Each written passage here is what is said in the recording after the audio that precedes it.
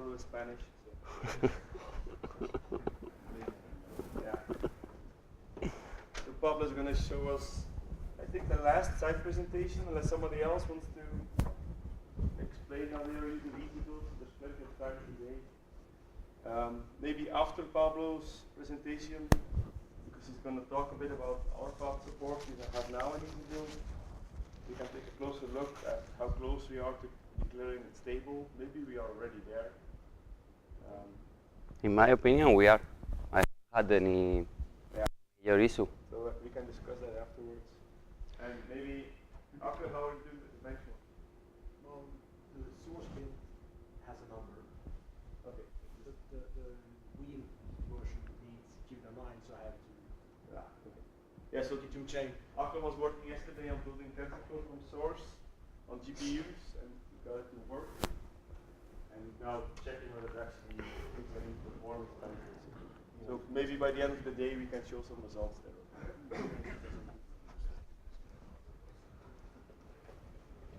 Well, if anyone wants to follow the slides, they are on GitHub in this URL, if you want to follow in your laptop. And well, I think many people already know EasyBuild has RPATH support now, which is flagged as experimental. So I guess that is why not many people is using it in production systems.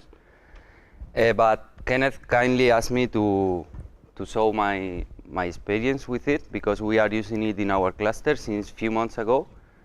And yeah, well, I want to show you my experience. Well, this is a little bit short agenda of, I will show intro about my cluster, my EasyBuild setup, and then I will focus on the RPath setup.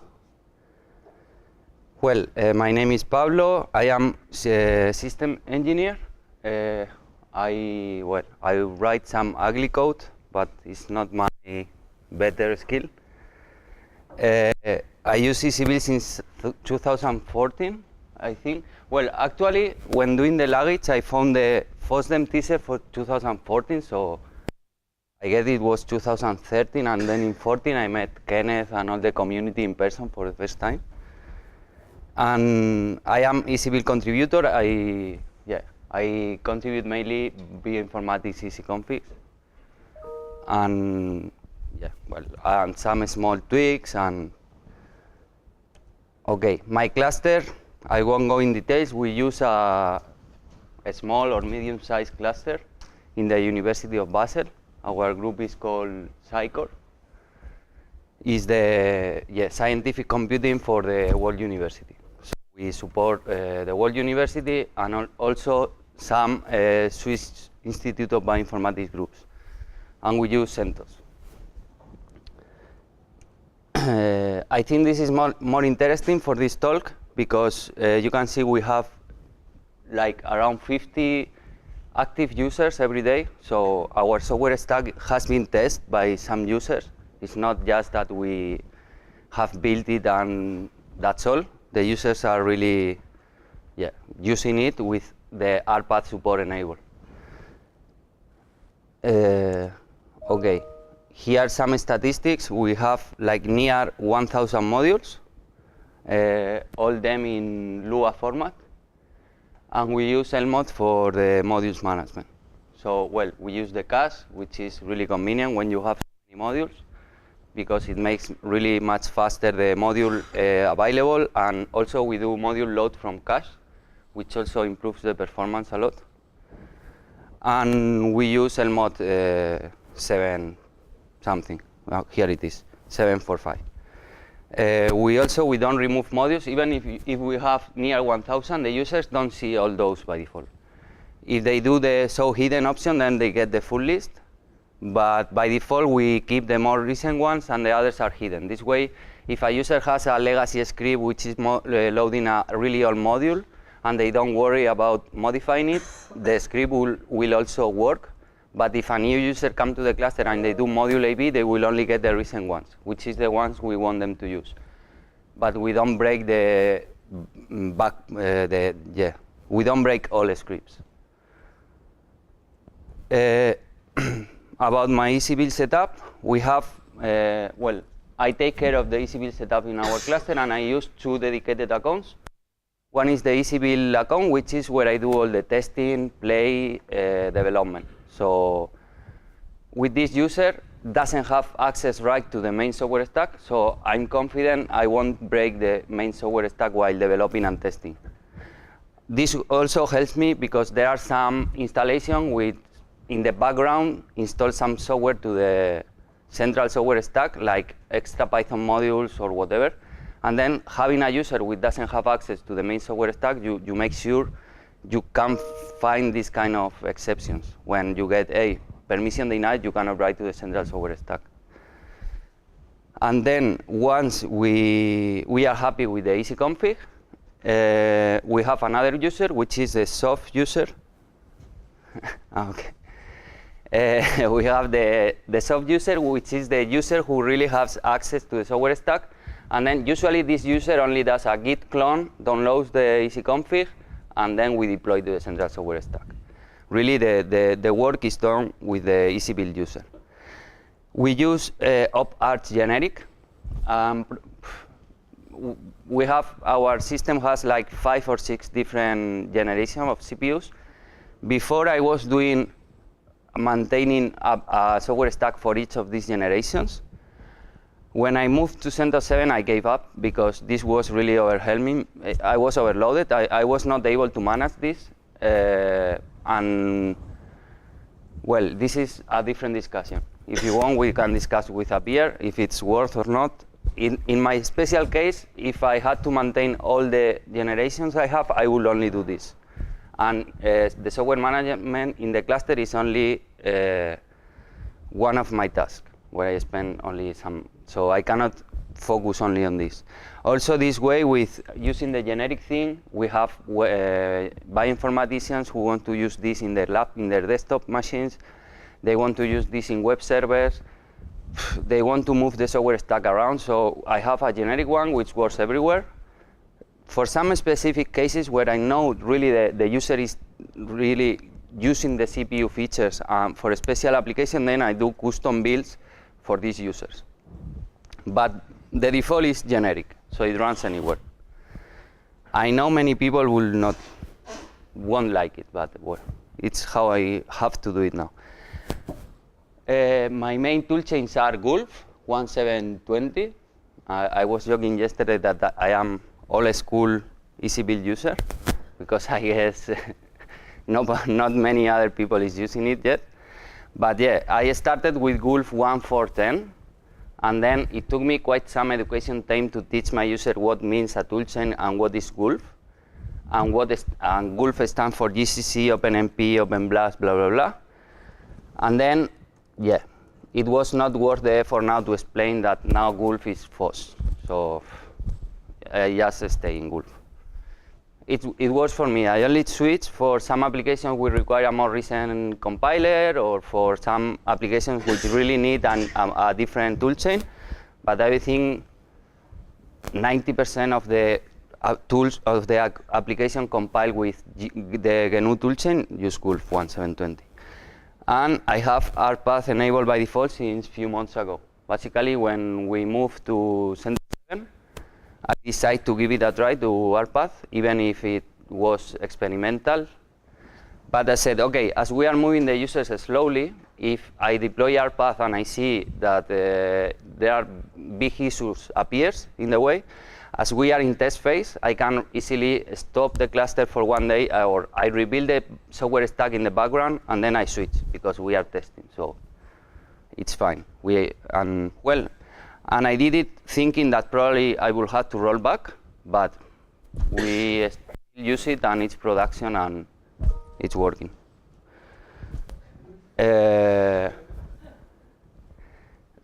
Again? Okay. Also, for the EasyBuild setup, we also use something which I find quite convenient. We push all our EasyConfigs to GitLab, and we have 2 repos, like the testing repo and the production repo. And in the production repo, we have configured. So, well, here we can easily keep track of who installed what when. Well, basically, it's always me. But if any of my colleagues install some application, we can really see when and how. And then we also have configured few hooks in the Git repo. So when I install an application, all my colleagues get notified by email and in our internal chat that this new application has been installed with this version and, well, the link to the EasyConfig. So this, we can easily be aware of what is being installed in the cluster. Well, we use GitLab, but of course, any other Git repo with supports hooks can be used. Pablo, for doing this, you should mention that this happens automatically, right? Yeah, EasyBuild is doing it. Yeah, EasyBuild is just is pushing. Archive, it does. Yeah. If that's a Git repository, and I think you have a hook there that pushes it automatically. Yeah, EasyBuild push. Where the only addition I have done is the notifications.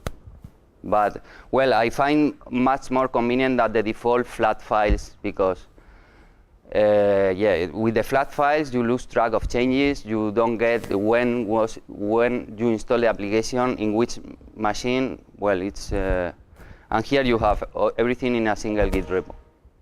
So, yeah.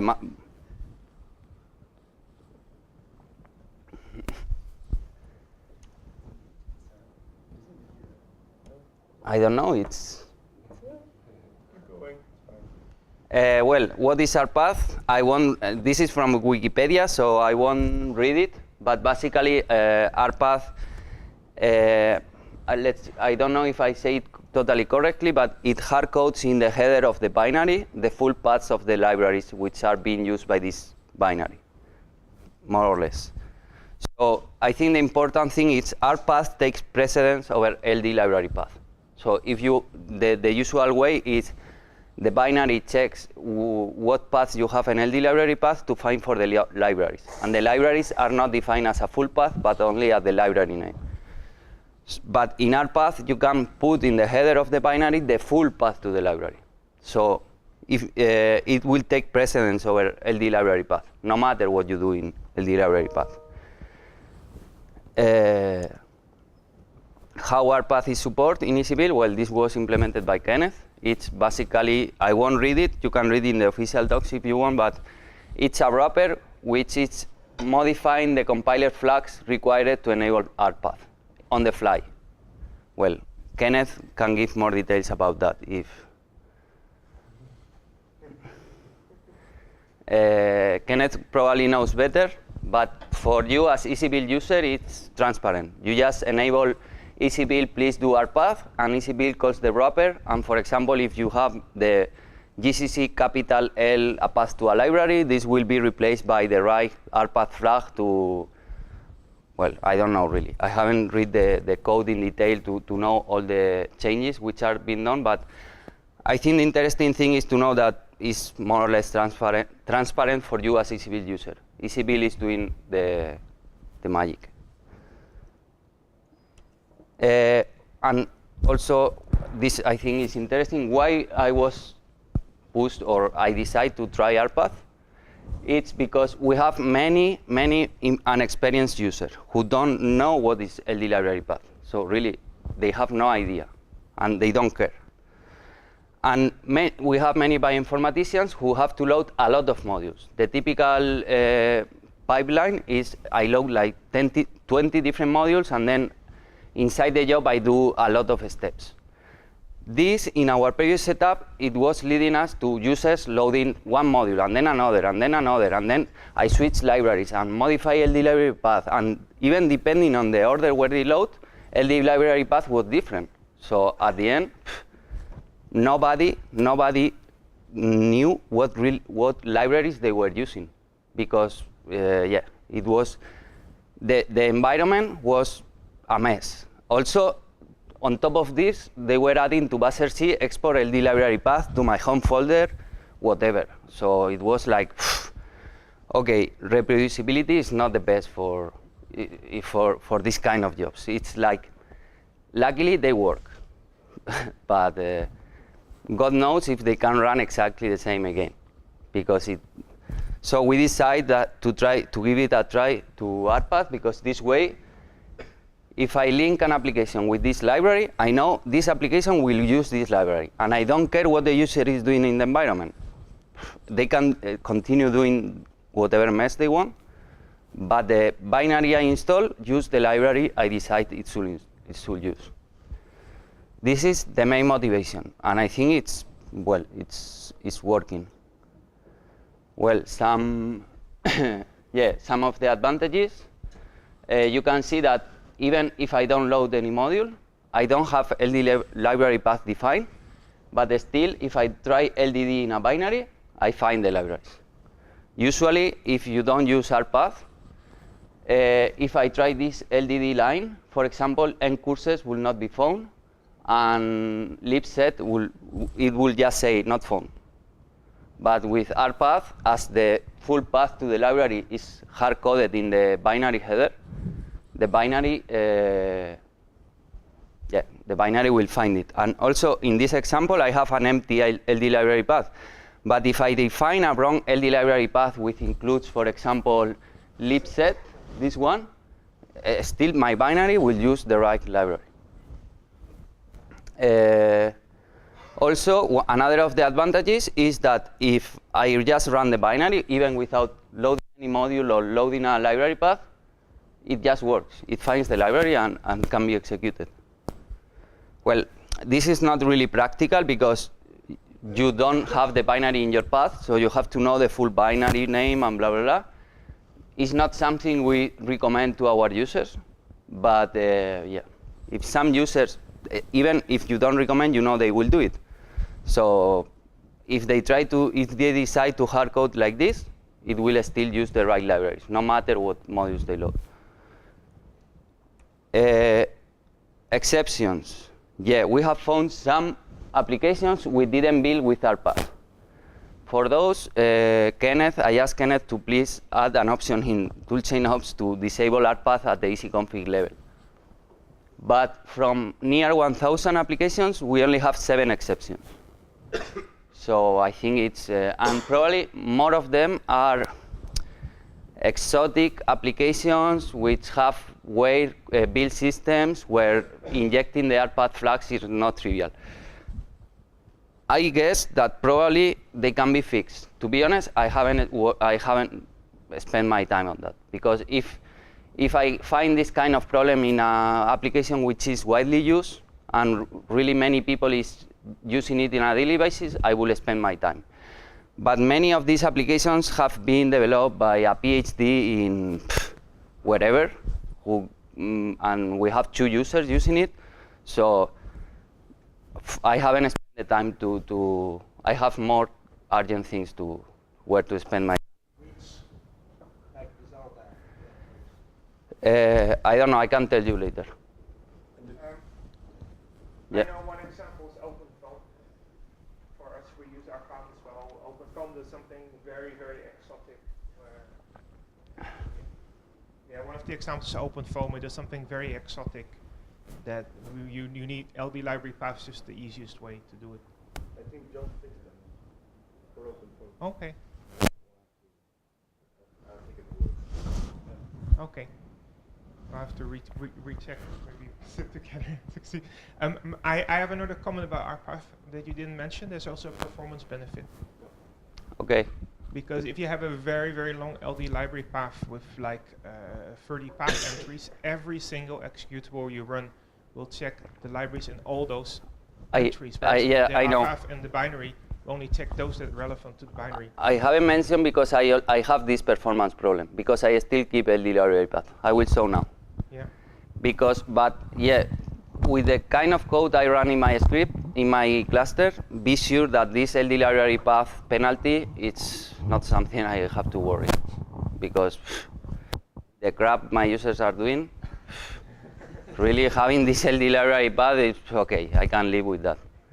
It's if later they are doing a loop generating 1,000 files in each loop, okay. The penalty is neglectable comparable with all the random I/O they do and all this. Well, in any case, I explain now why I keep a library path.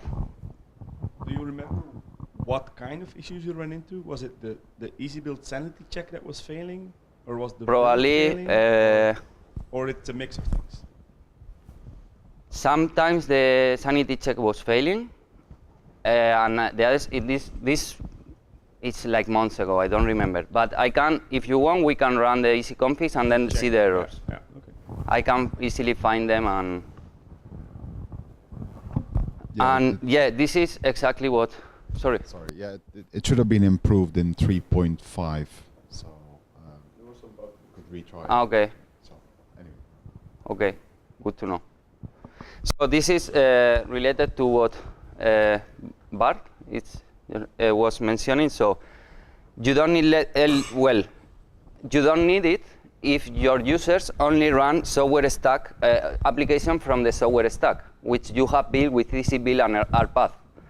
But for our cluster, that's not the case. We still have many users who want to build their own code on top of our software stack.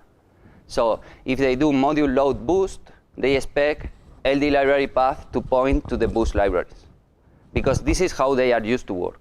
And really, going in the road of teaching all my users to use RPath, it's a no-go. I haven't even thought about that. Yeah. Yeah, the only way around this is what we're doing is to wrap the LD, the linker. Okay. That's just maybe a bit too intrusive for you guys. And that's a partial solution, right? It's not going to fix the issue for everyone. It fixes the issue for 99% of users, maybe. People will find a way around the wrapper by accident. By accident, yeah. So far it hasn't happened for us, but if people install their own LD, then yeah, they're... Or if they do use it bin LD, or Yeah. that's the wrapper maybe. No, Yes, no. If they explicitly use user bin LD, then... it happens in these files. Yeah. Yes. If you use Basel. Yes.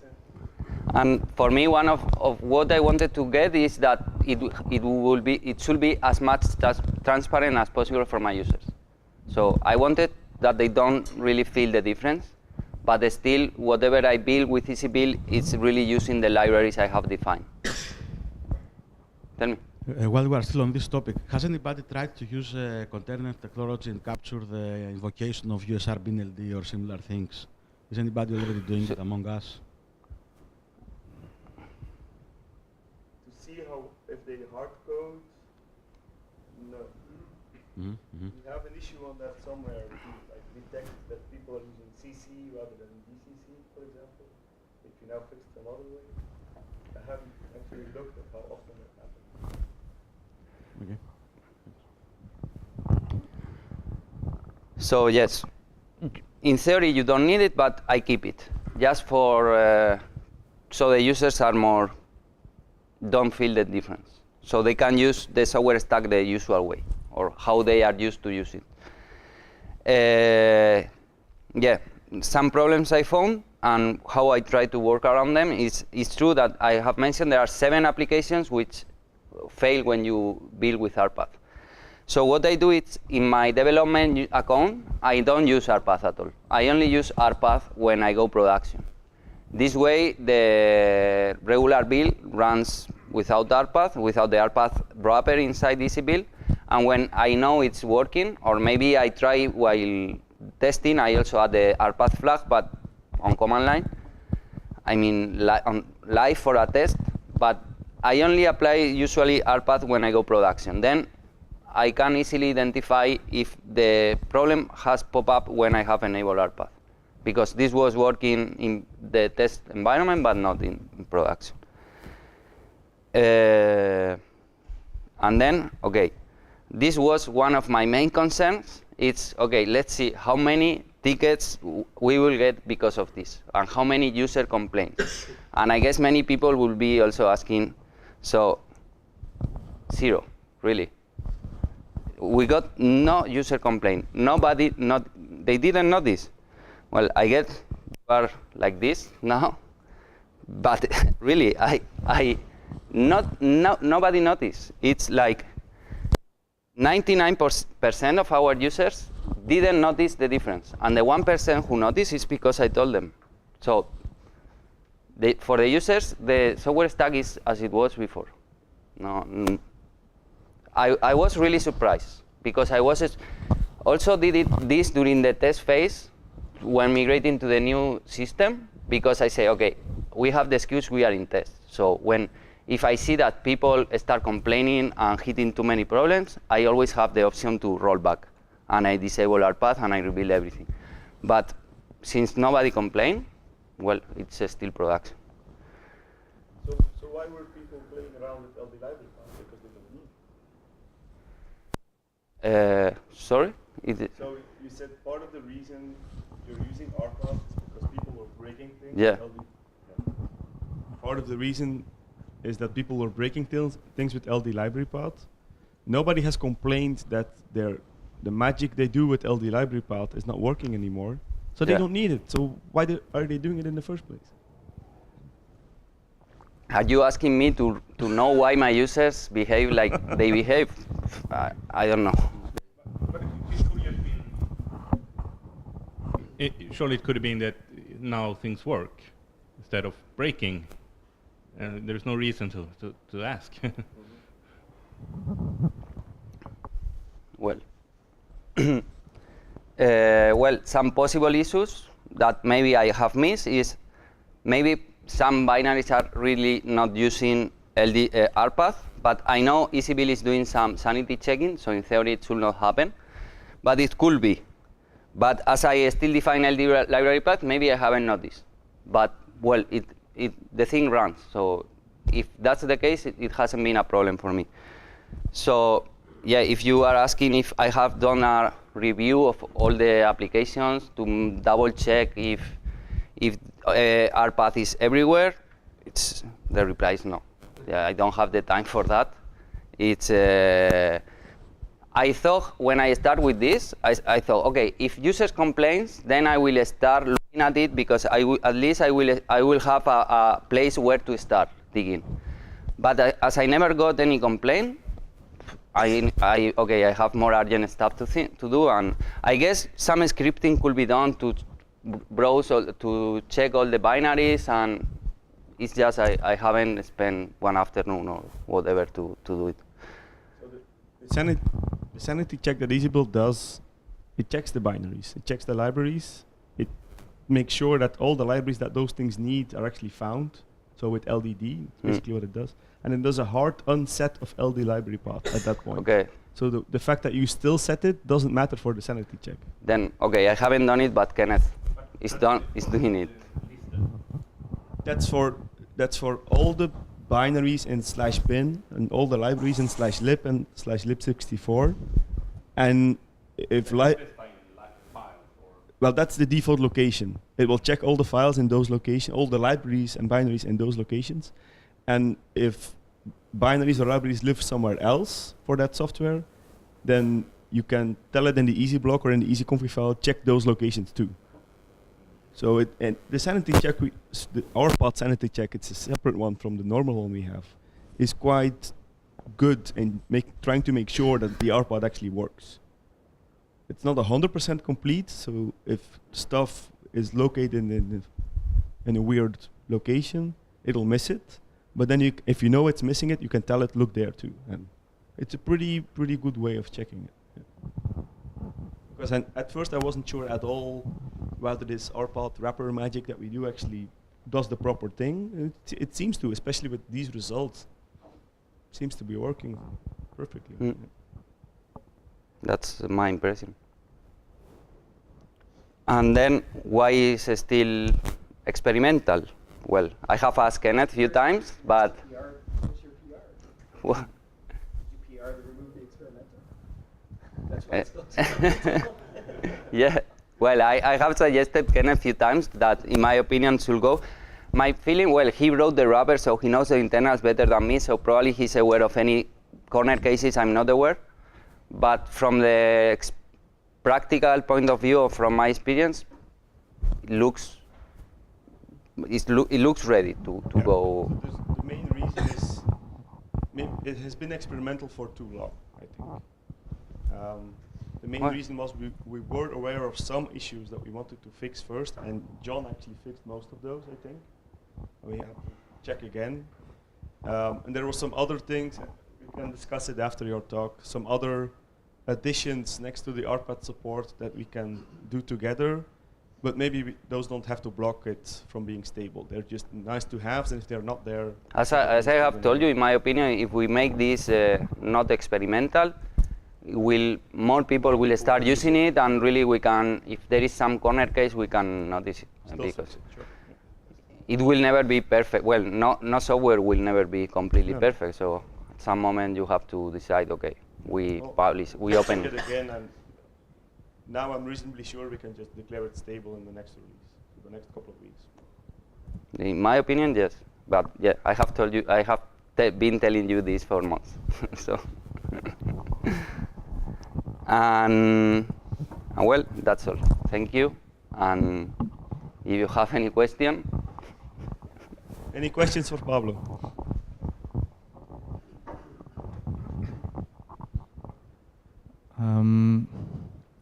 So can you tell me more about these obscure errors that you might? Right now, no, because to be honest, this was months ago. I don't remember the details, and to be honest, also I haven't spent too much time to keep it in my mind, because usually, if there is one of these non-commonly used application and I get an error, I just disable RPath out. Because yeah, as I told you, I cannot really spend hours to build an application in the cluster which is used by one user. Something we can do now. But later, if you want, I take the laptop, I look for the applications, and then, well, it's what I told Kenneth also. I can try the build and then get the real error I get and check in detail. Yeah. So I guess it's interesting to still look at what any issues with the OpenFOAM, for example. I think the only one that with the latest version I still run into is with PETC, where if you compile that with the Intel compiler, it misses one library somewhere. So, and that should be easy to fix, I guess, and then in the next version it will be nice too. So is it possible, because many times it happens, so if you give a build dependency or a dependency and it's depend on something, for example, I was lately in this case netcdf. Indirect dependencies. Yes, so indirect dependencies, and then if you have an indirect dependencies, it's not into the libs, to the linking path. So this is how I solved that. For example, I need netcdf, and then as needed the lib as said, and I don't remember what, and I just explicitly put those dependencies, and it solved my problem. I don't know how the RPath works, but as I think, maybe it's a similar way. And then if you don't give it explicitly the dependencies of a dependency, then it might miss it. So I don't know. I mean, it's worth to try. Just put something. I think the specific issue with the Intel compiler is, of course, we don't have control about the Intel libraries. So there is no RPath in there. One Intel library needs another Intel library, which it cannot find then, because you don't, in the module, in the Intel module, there's no LD library path if you disable that. And then it doesn't find that because you also don't source this Intel script. We patch out Intel libraries. Why don't we link then Intel statically? You can do that, you can solve the problem, so you don't use It doesn't always work. In some cases.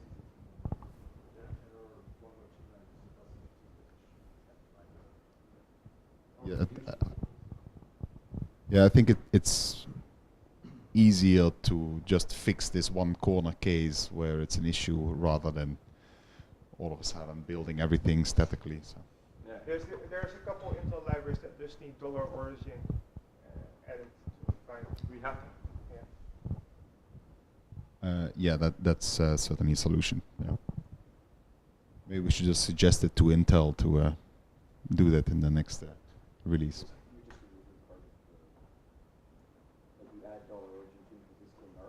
Yeah, it's just patch elf command to change the some point to weird implications. some of the Intel stuff already has an RPath as distributed. Some of it. Like points in somewhere that no one has anything installed. No, some of the Intel components already have an RPath that points to origin or something like that. Origin. Yeah. But if it's not origin already, the city's adding origin. Yes. So what's it pointing at right now? Nothing. It's empty. They added in that It's a word. No, points to some of them. Well, okay, there is no RPA. They should be. But you're patching out. I'll open the. There's no problem. Pet Elf doesn't complain about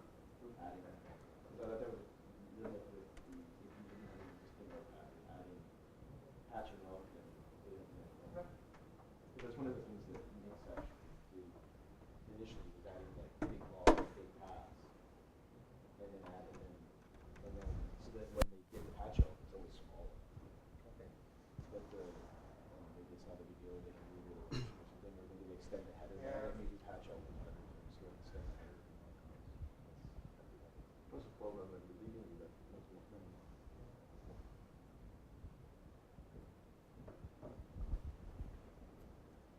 All right. So there's no more presentations planned this morning. So it's hands-on time.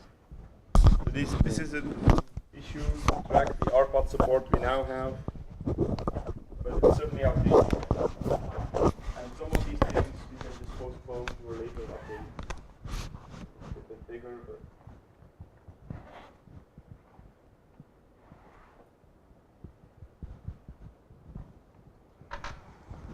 okay.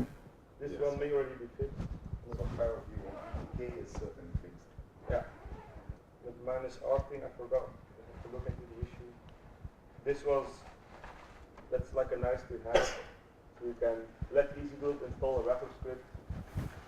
So if users build software themselves, that they also get RPath, something to do it manually, like many people already do.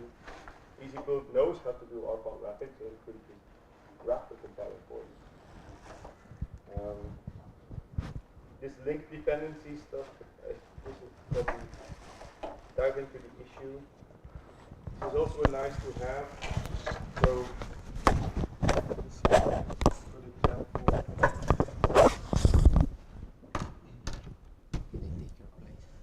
No. I hadn't taken any yet. I went directly to the. Of dependencies, Pablo, or is it mine? Maybe I should take it. Yeah, I will just record it with the camera now, so everyone can just. It's easier, I guess, Still, than. you're still recording? Yes. Yeah, okay. So, Talking. okay. Then. The link dependencies, we now have two types of dependencies, build dependencies. So stuff that is only there when you're actually installing the software. CMake is a very good example. You only need CMake when installing it, and afterwards, you don't really care. We have, of course, runtime dependencies. So any tools, stuff like Python and libraries now go into runtime dependencies. If you do RPath, you have something in between.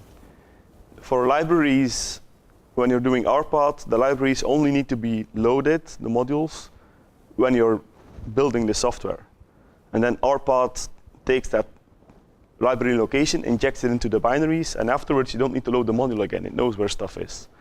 So if you can mark something as a link-only dependency, then depending on whether you are using RPath or not, you can still include the module load in the module or not. That would be the idea. So HDF5 would be a link dependency. So it wouldn't load, so you wouldn't provide any for other things that may depend on it, or a library that's going to build against it, and have to include it. Yeah, so there's certainly issues there. Yeah. The thing is, the link dependencies concept is just so you can recognize whether something may not have to be in the module. Because I could always find a way. There's always a case that they're not going to like. Like you're going to have to. No matter what position you take, you're not going to satisfy everything. No, but we'll let you choose what you want to do. But the thing is, what I think is you have to let the user choose. Which is exactly what this does. No, that's you, the user of EasyBuild, choose. No, so what, if we declare HDF5 as a link dependency, you could do something like this in the module file. You could. Oh, if it's. We could make the load of the HDF5 dynamic. If people tell you, or if people tell the system, I want to build software, then it will still load HDF5. If they're not building software, then it will not load it because it's RPATH. You could set a module to essentially set that environment. You make the module dynamic, yeah. But make a module like. Or you make a module that sets that environment variable. What do you imagine the interface would look like? So like a user that wanted. You do module load, I want to build software. Yeah, like module load dev or module load develop or something. Yeah, and then they're doing. Yeah, so you can, but for this, to know you can do this, you need to declare HDF5 as a link dependency. You need to be able to make a distinction, which we don't have now. Definition should be in HDF5 itself, because HDF5 will, if you know that it's. Yeah, that's part of this. That's actually part of the discussion here. And actually, for HDF5, it's more complex because you have binaries that come with HDF5, like H5 dump. So it's always going to be a runtime dependency. It's a bad example, but yeah. Yeah, there's. But it's a good example because those kind of things are the things that'll end up being. Because this leads to the possibility of having essentially different tool chains loaded at the same time. If you have the H5 dump is dependent on some older tool chain. You're building some other stuff over here. When you load it, it's RPath all the way down. You're not loading any of the LD library paths related to that. You're still able to use that binary because it already knows where all its libraries are. Mm-hmm. But when you go in and use it in something else, you essentially get this mixed environment, which we can't have now because you can only have one instantiation of the right. The library. The RPath stuff also helps with what we call toolchain neutral installations. So once the installation is done, you actually don't have to load the toolchain anymore because everything is RPathed, and then you can combine stuff with Intel 2016A and FOSS 2018B, and it'll just work. If we have there's a case of a user that they want a certain path loaded, all the link depths, but not the other was HD5 dump. They want that available in another tool chain. So they want the module loaded, none of the development stuff related to that, but another different path of new stuff related and loaded. Yeah. Then why don't we do that, for example, as you said, that it would be able to mix with tool chains, but why don't we do that in this way that we will not load anymore the tool chain as a dependency? You could, but yeah. the rest we can do. Because I was thinking that let's consider that you use HDF5 or something like NetCDF. You say you don't put link depths, but as you say, that has binaries as well, and then maybe it's code from something else. So in this case, if you don't load at all HDF5, it will not work. So you still have to load HDF5, but maybe without the LD library path. That's what he was saying. Yeah. There's lots of. Make or something that's built off of say FOSS. And I don't want the dependencies. I don't want the build dependencies related to the 2015, but I'm going to go and load a 2017 library. Then I want to build against using the CMake from FOSS 2015 because I look at that and there's a lot of trade-off and flexibility. But it's like to imagine how you have an interface that's that flexible. Yeah, it gets very complex. Let's take it one step at a time. Let's declare RPath stable first. But I think this is one of the things where we imagine that there could be a change to the interface in modules. This is an opportunity of feedback to say when I want a module dev load versus module load. Yeah. So when I dev load that particular module, that gives you the development version. Or development environment. You start to give the users the ability to indicate in that chain, including all the dependencies when they're going down there. Those are dev load everything down. But if I'm loading, I just load in this direction, and I just get that. Yeah. I think it does need to, and it feels like there's a bit of an Maybe is it only dev load or a feature maybe sufficient, like slash dev? Whether you could do it just in an existing, like in a tag to existing modules. So that'd be enough. Like a flavor, effectively. Some other things, they are still marked open here that may be fixed. I think this one is fixed as well.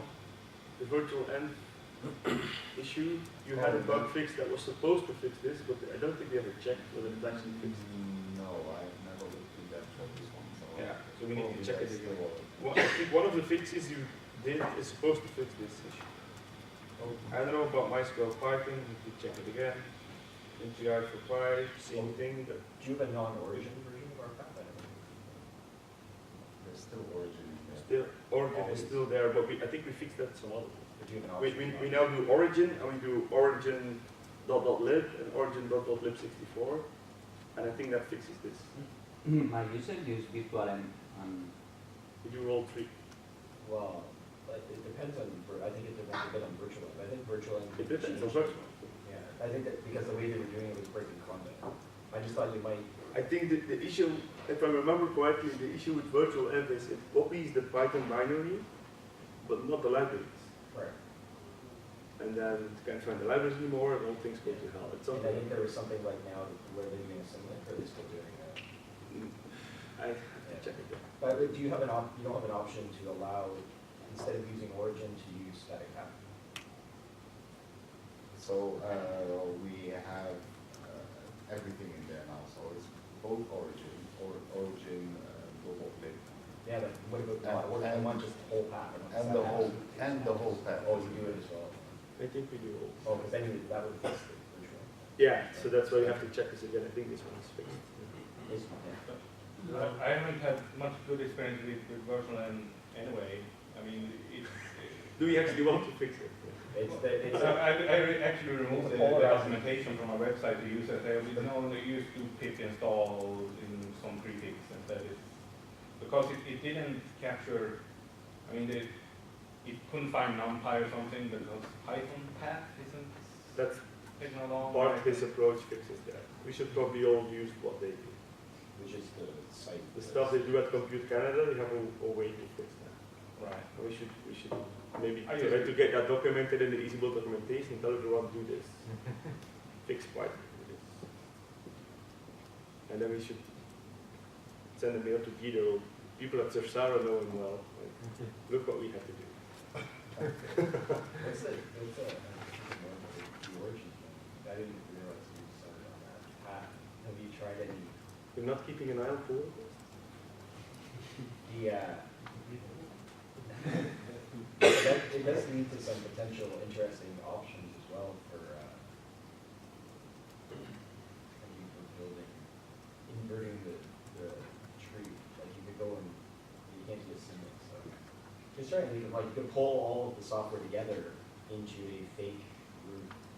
This is one of the nice things when you start using things like Origin. You could do like what Conda does. Essentially, it copies everything into another environment. So you can start doing environments essentially. You already have the binaries that are compatible with this.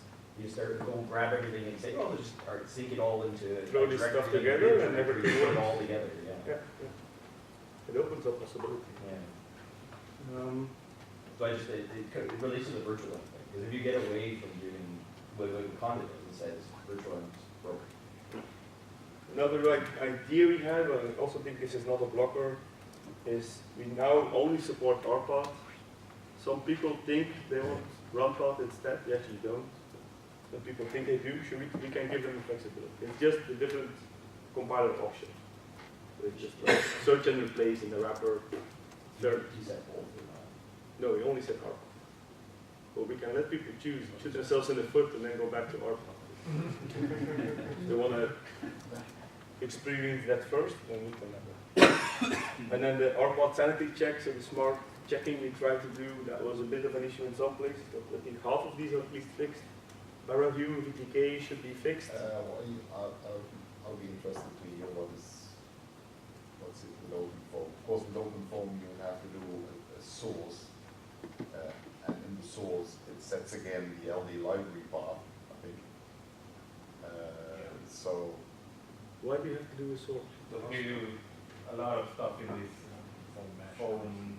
Just to make sure it picks up all the libraries. I didn't actually realize that. The issue here is like... It says environment variables that you use and foam for like where your third-party installation plugins and stuff like this. That should be. Yeah. Betsy, yes, that's not the Betsy solved yet, problem. but that's I know what is the problem. So here there's a mixed C code, and they link with C, and C doesn't find the you should do, if it's made C++ Fortran code, then you have to link with Fortran, and they have to give that the C++ libraries as well, and this will find all the INSI and so on and so forth.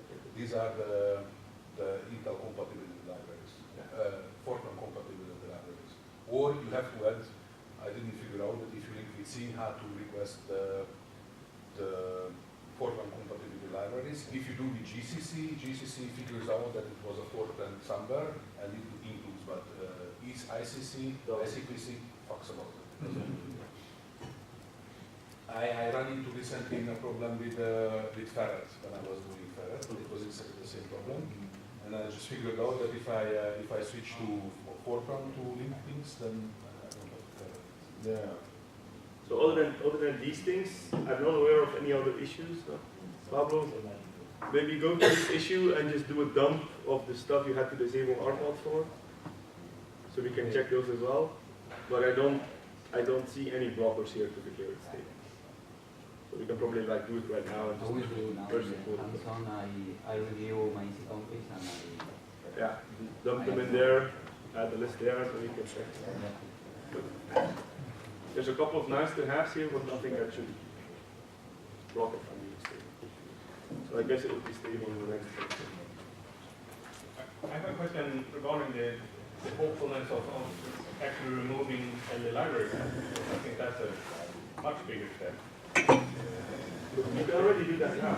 Yeah, but exactly, but it's really a lot of things actually, or other some commercial applications which, I mean, I can understand that we can patch out MPL or some common stuff like this, but some exotic garbage that some of my users want to install, I'm not gonna dig through those binaries. And so would such a package be able to specify, well, I need the dev mode of these dependencies, even when I run?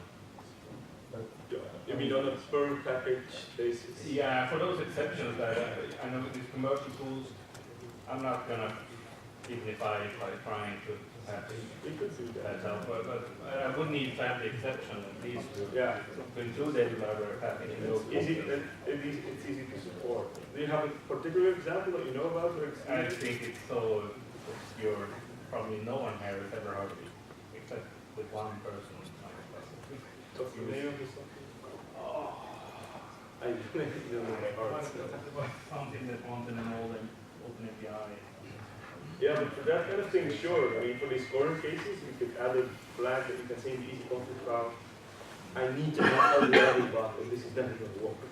Even if the global easy configurations has filtered out on the library file, you can say, no, for this one, don't. So, yeah, you can do